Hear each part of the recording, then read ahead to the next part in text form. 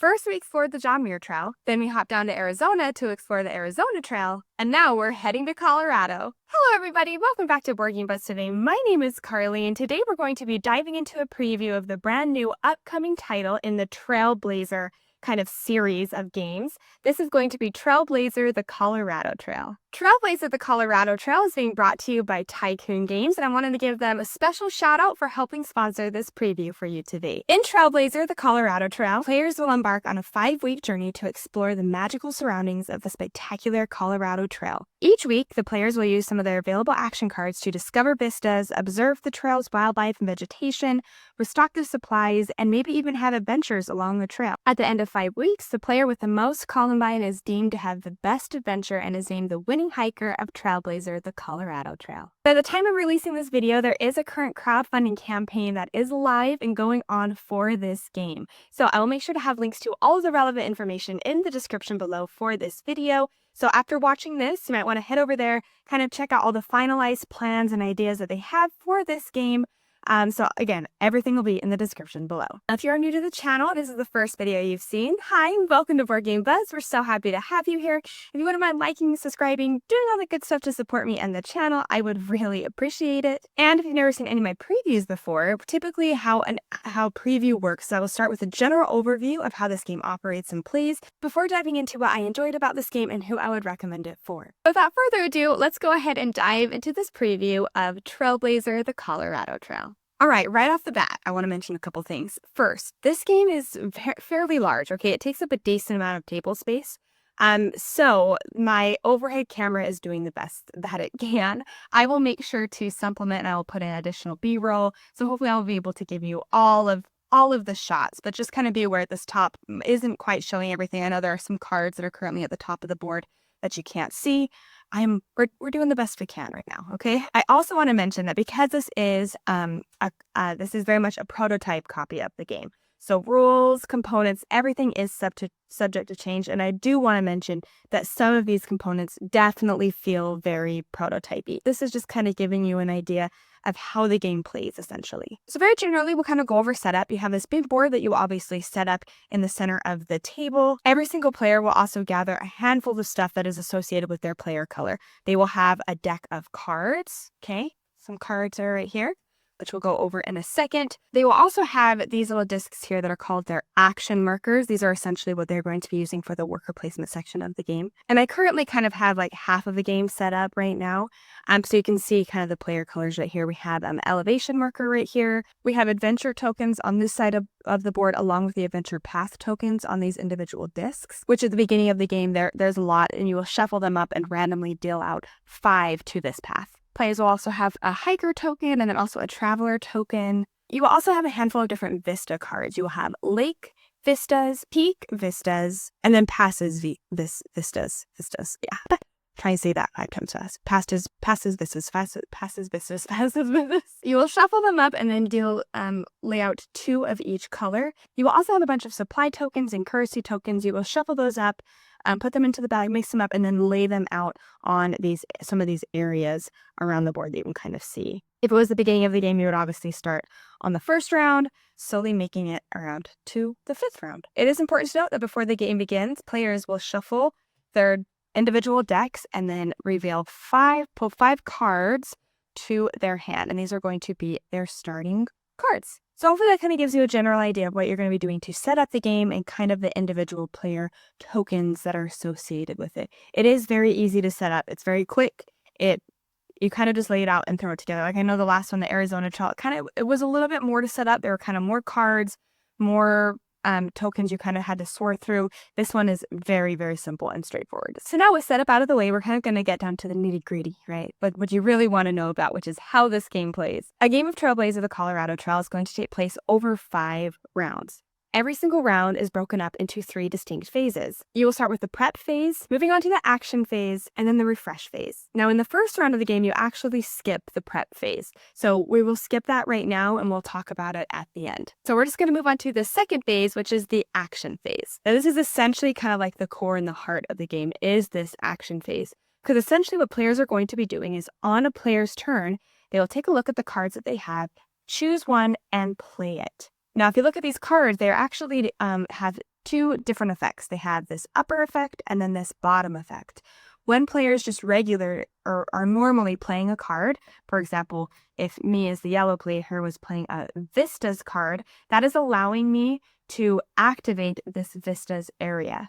Activating an area essentially means using one of your little action tokens here, placing it on an available typical like worker placement zone, having to either pay or gain something depending on this color here, and then being able to then, of course, activate the area that you go to. Now, I just mentioned paying or gaining. So whenever you see a red line that is associated with this certain area that you're at, that means that is actually a resource that you have to pay in order to go there. So for example, if I were to go here, I would have to pay a red crystal. I'll throw up the actual name of the crystal because I cannot say it to save my life. So whatever that is, I'm sure it's a crystal that's actually found in Colorado. But anyways, so once I pay that, then I can actually activate that area. We're going to chat about what each of these areas do in just a second, but since we're talking about the cards, I want to kind of touch on these a little bit more.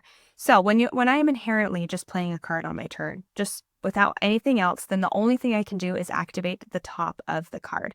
However, every player has a little token here, and if they did want to use that token on their turn, they would actually be able to also activate the ability that is listed on the bottom of the card. So for example, this discover. So again, once per round, you do have the opportunity to actually activate the top and the bottom of one of the cards that you play. So the vistas has to do with these zones or these areas. Now these vistas don't inherently have an additional cost to collect them. It's just where you placed. However, if you take a look at the board here, based on where you go, that is going to determine what area or what zone of vistas you can collect from. When you select those cards and get them, then you will actually be able to activate the bonuses that are shown on them. For example, this card right here, I get to gain a flower card. The other thing that it's allowing me to do though is actually this little symbol here is allowing you the opportunity to advance on one of the upper two adventure discs that are shown here on the side of the board. The circles that are highlighted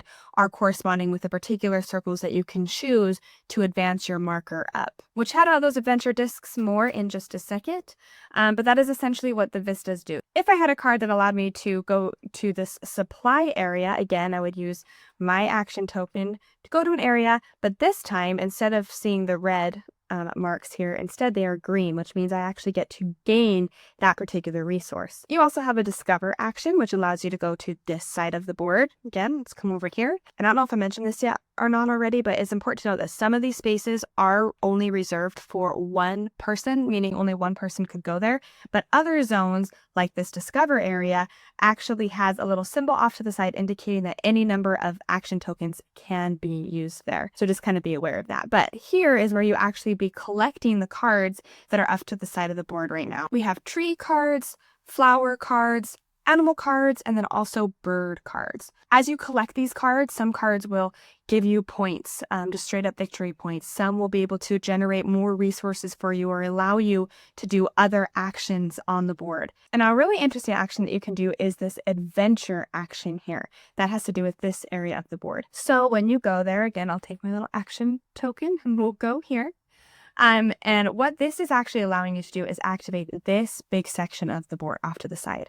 Again, you see the red line denoting that you have to pay that. So I would have to pay this blue crystal. But what this ability is allowing you to do is advance one space up on this track. And then I can also advance one of my little tokens that are on these adventure discs. So let's chat a little bit about what these adventure discs inherently are. Again, you have a lot of them at the beginning of the game. You shuffle them up randomly, deal out 5. And these are essentially activities that you are doing or participating in as you are going along this trail. Mechanically, you can think of them as just individual little tracks that you are going on, and the higher up you get, the more points that you will be able to achieve. Now, at the end of every single round, based on where this moose is, so again, first round, if we were doing first round in this example, the moose would be right here. That will indicate that this adventure disc would actually score. Then moving on to round 2, the moose would be here, so then this adventure disc would score. and it would continue all the way to the end where the final disc would score. So you definitely want to be at the top of those tracks, getting all those points when they score inevitably at the end of every single round. So those are essentially kind of like the core areas of the board. There is one more thing that players are going to be doing is players will have these kind of large little adventure tokens, and every single round, one of the things that you have to do is you have to place your little adventure person on one of these 4 spots here. These spots are significant because they are actually determining turn order for the next round. If you've played any of the other 2 games in this series, whether it's the John Muir Trail or the Arizona Trail, this should feel very familiar to you. I was happy to see that they carried it over into this game too, because I like that mechanism a lot in games. When you do place an adventure here, so for example, if pretend I went here, I would actually activate 3 movement. You can see the kind of 3 arrows that are underneath that particular area. I would be able to move on this path 3 zones. And every single time I move onto or past a symbol, I will be able to collect that symbol. So just for example, let's pretend that I'm doing that movement now. So I would go 1, 2, 3. So I actually passed 2 elevation tokens, which would allow me to increase on this elevation track by 2, 1, 2. And then I could gain a blue crystal because I made it to that spot. So I'll go ahead and do that just for fun. And then again, I landed on a zone that is allowing me to advance on one of these tracks. Again, has to be the ones that are shown on this particular type of symbol, but I could advance on that track by 1. So that's essentially how you're going to be moving down this, the Colorado Trail, right in the center of the board. Since we are talking about the trail really quick, I do want to briefly just touch on these trail, they're like the trail angel markers. When players, this is essentially another type of resource that you can gain on your turn.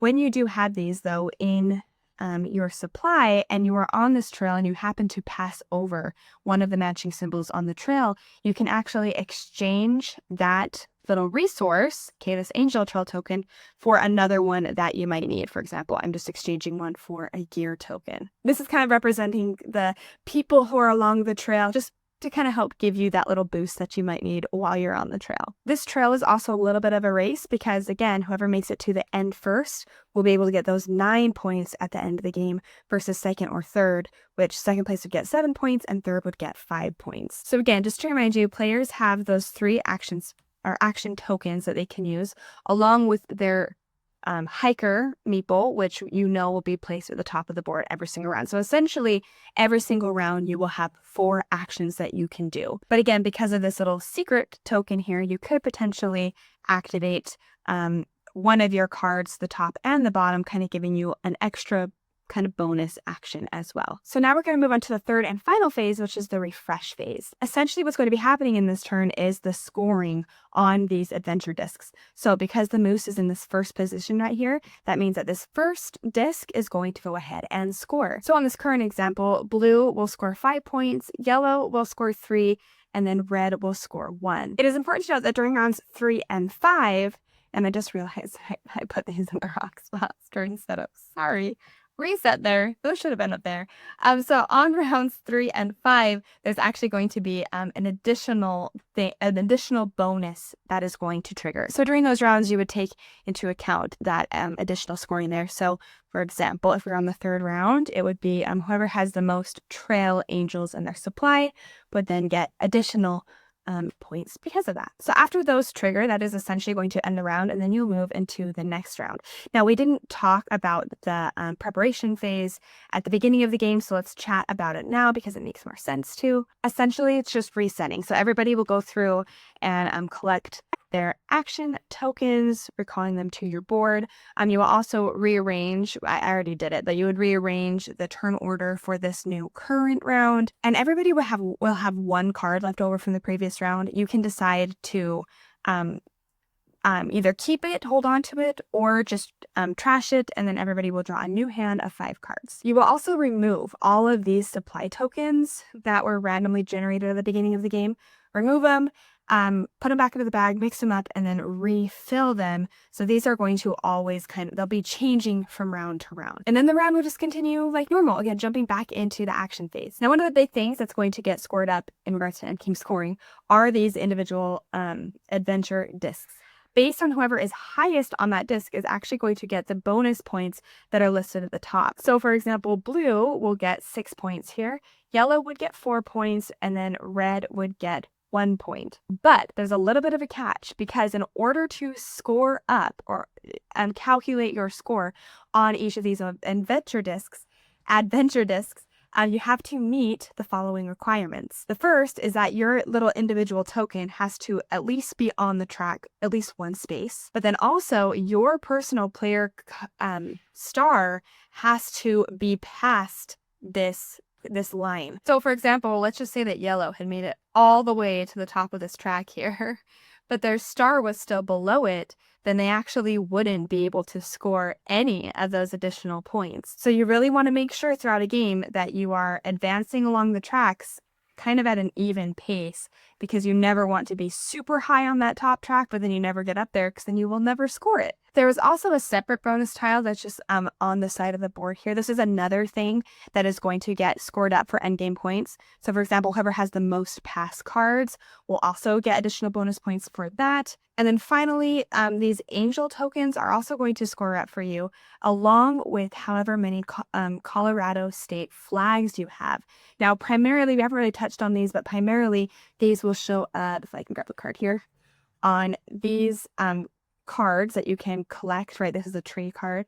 So based on how many you have at the end of the game, you will also get a certain amount of bonus points for those. And then whoever has the most points at the end of the game wins. So hopefully that gives you a general idea of how this game operates and plays. So now let's chat for a minute about some of the stuff that I really liked about this game. The very first thing I want to mention is if you have played the other ones in the series, right? The John Muir Trail, the Arizona Trail, this feels like it fits perfectly within that line. This one does a really good job of maintaining the feelings of those other games. And I just think it's so fun to see them continue in these series and continuing kind of building upon and altering and changing kind of what the core mechanism of this game was. And these pathways, again, if you played the other ones, they should kind of feel fairly familiar to you. Each of the other ones have had similar pathways of things that you are advancing on. So I like that they, again, kind of kept that core to this game. But I found this path, especially this one over here, I found it fun. I found these adventure discs interesting as well. It kind of felt fun. It was like little paths that everybody was kind of battling actively at the same time, and everybody was trying to be ahead. So I liked those paths. I thought that was fun. So if you have played the other ones and you liked them and you enjoyed them, I think you would inherently I think you would like this one as well. I will say that out of the three, this one is definitely the most approachable. Okay. In the very first one, there were some things that I kind of felt were a little bit, maybe finicky is the right word. A little finicky with that first one. The second one, I actually really liked the second one a lot. I really liked the puzzle, but it was much more complex than the first one.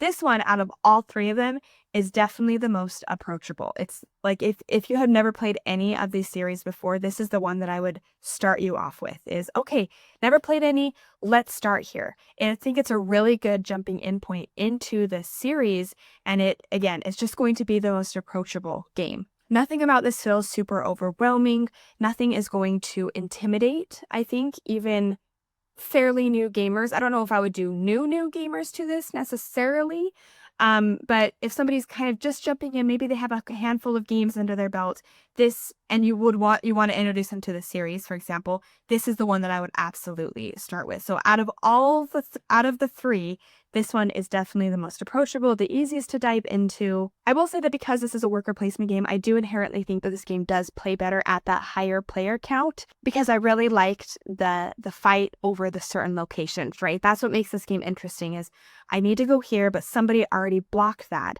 So how can I still advance along the tracks maybe in other ways? So at that higher player count, it does kind of give you more of that interaction, potentially blocking other people, kind of more of that angst, which I really like in games. I also think that you will really resonate with this game if you are an avid hiker, right? If you like going out and hiking, exploring, I think this theme is going to be very fun and approachable for you, along with the artwork. I mean, this board is so pretty, but even the artwork on the cards, Andrew Bosley did a fantastic job he's always done a great job with all of the artwork on the game. All right, so having said all that, hopefully that gives you kind of a good understanding and idea of how Trailblazers, the Colorado Trail, or Trailblazer, the Colorado Trail kind of plays out, and if it would be a good fit for you in your collection. And I want to reference all of the links and information that I will have in the description below for this video. So make sure you head over to the current crowdfunding campaign that is live for this game. And again, I wanted to give a special shout out to Tycoon Games for helping sponsor this preview for you today. Thank you so much for watching this video. If you enjoyed this video, you wouldn't mind liking, subscribing, and doing all the good stuff to support me, I would appreciate it. But until next time, I hope you have a great rest of your day, and we'll see you later.